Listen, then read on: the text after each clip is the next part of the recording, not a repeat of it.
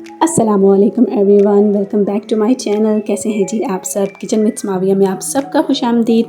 तो आज मैं लेकर आई हूँ एक बार फिर आपके लिए बहुत ही मज़ेदार सी, शानदार सी और सिंपल सी रेसिपी। आज हम बनाने जा रहे हैं जी शलजम गोश्त। तो चलिए जी, टाइम को वेस्ट नहीं करते, तो यहाँ पे अपनी रेसिपी को करते हैं जल्दी से स्टार्ट। लेकिन रेसिपी स्टार्ट करने से पहले मेरी आपसे रिक्वेस्ट है कि अगर आपने मेरे चैनल को अभी तक सब्सक्राइब नहीं किया तो please subscribe my channel kitchen with Samavia, और उसके साथ ही बेल आइकन को भी लाजमी प्रेस कर दें ताकि मेरी डेली आने वाली वीडियोज़ का नोटिफिकेशन आपको मिल सके। चलिए जी, यहाँ पे मैंने ले लिया था एक पैन, उसमें मैंने डाल दिया था 1 कप के बराबर ऑयल, और जब ऑयल गर्म हो गया था तो मैंने उसमें डाल दिया 2 बड़े साइज़ के प्याज। इनको मैंने चॉप कर लिया था। प्याज को हम फ्राई करेंगे और जब ये गोल्डन ब्राउन हो जाएगा तो फिर मैंने इसमें ऐड कर दिया था ये मीट। मैंने यहाँ पे मटन लिया है, आप चाहें तो बीफ भी यूज़ कर सकते हैं, या अगर आप चाहें तो यहाँ पे चिकन भी यूज़ कर सकते हैं। गोश्त को डालने के बाद हम इसको अच्छे से भून लेंगे तकरीबन 6-7 मिनट तक, और साथ साथ हम चम्मच भी चलाते रहेंगे। और इसके बाद हम इसमें ऐड कर देंगे तकरीबन 1 टेबलस्पून के बराबर अदरक लहसुन का पेस्ट।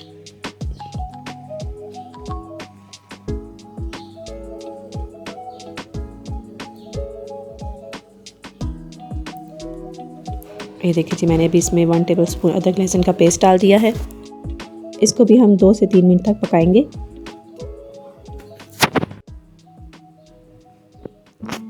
और उसके बाद ना फिर मैं इसमें ऐड कर दूंगी टमाटर। अच्छा, टमाटर आप चाहें तो स्लाइस में कट करके भी ऐड कर सकते हैं, या चाहे तो टमाटर का पेस्ट भी बना के आप इसमें ऐड कर सकते हैं। मैंने यहाँ पे 2 बड़े साइज़ के टमाटर लिए थे, और बिल्कुल थोड़ा सा ना पानी मैंने डाल के ना ब्लेंडर में तो मैंने उनका पेस्ट बना लिया था।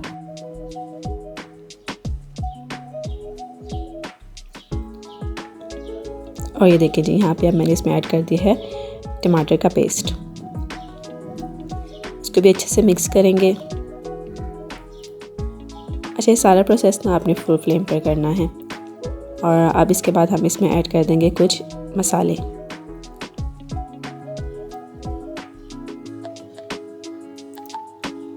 अच्छा जी, यहाँ पे मैंने इसमें ऐड किया है तकरीबन 1 टीस्पून के बराबर सूखा धनिया पाउडर ऐड किया है। 1 टीस्पून मैंने इसमें डाला है कुटी हुई लाल मिर्च। 1/2 टीस्पून इसमें जाएगा जी हल्दी पाउडर।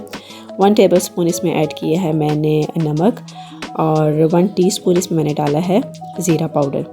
और यहाँ पे 1.5 टेबलस्पून जाएगा सुरख मिर्च का पाउडर।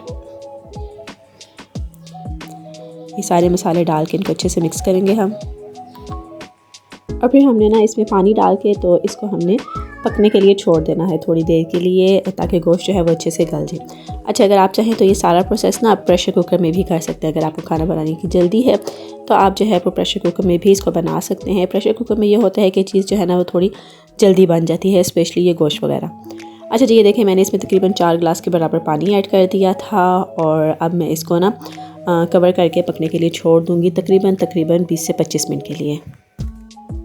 पहले इसको हम फुल फ्लेम पे ही पकाएंगे ताकि इसको अच्छे से बॉयल आ जाए, और उसके बाद फिर हमने फ्लेम को स्लो कर देना है। अच्छा जी, यहाँ पे तकरीबन आधा घंटा गुजर गया था और 30 मिनट गुजर चुके थे, और गोश्त जो है ना वो हमारा अच्छे से गल चुका था।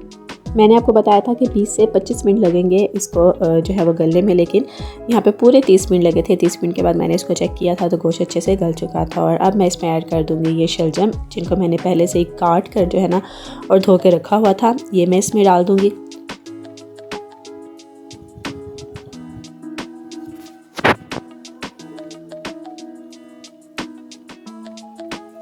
मिक्स करने के बाद हम इसमें डालेंगे जी कसूरी मेथी। ये मैंने इसमें डाली है तकरीबन 1.5 टीस्पून के बराबर। और अच्छा, यहाँ पे ना मैं इसमें डाल रही हूँ थोड़ी सी, बिल्कुल ना कहने के 1/2 टीस्पून से भी कम मैंने इसमें शुगर ऐड की है। ये एक बहुत ही मेन इंग्रेडिएंट है शलजम गोश्त का। मेरी अम्मी जब भी शलजम गोश्त बनाती हैं, सिंपल शलजम भी बनाती थी ना, तो उसमें थोड़ी सी चीनी ज़रूर ऐड करती थी, और उसका टेस्ट माशाल्लाह से ना बहुत अच्छा होता था। इसीलिए मैं भी जो है ना ये मेथड ज़रूर अपनाती हूँ। और जब भी शलजम गोश्त या सिंपल शलजम भी बनाऊँ तो मैं उसमें चीनी थोड़ी सी ज़रूर डालती हूँ। अगर आपने कभी भी शलजम गोश्त में या शलजम में चीनी नहीं डाली तो एक बार ज़रूर डाल के ट्राई कीजिएगा, देखिएगा इसका टेस्ट कितना ज़बरदस्त होगा। अच्छा जी, यहाँ पे हमने इसको अब कवर करके पकने के लिए छोड़ दिया था। तकरीबन 20 मिनट के बाद मैंने इसको चेक किया तो ये देखिए जी, माशाल्लाह से ज़बरदस्त सा हमारा शलजम गोश्त बिल्कुल रेडी है। यहाँ पे गोश्त भी तकरीबन अच्छे से गल चुका था और शलजम भी हमारे ना वो गल चुके थे। अभी मैं इसमें डाल रही हूँ 1 टीस्पून के बराबर गरम मसाला और साथ ही ना इसमें हरा धनिया भी ऐड कर दूँगी।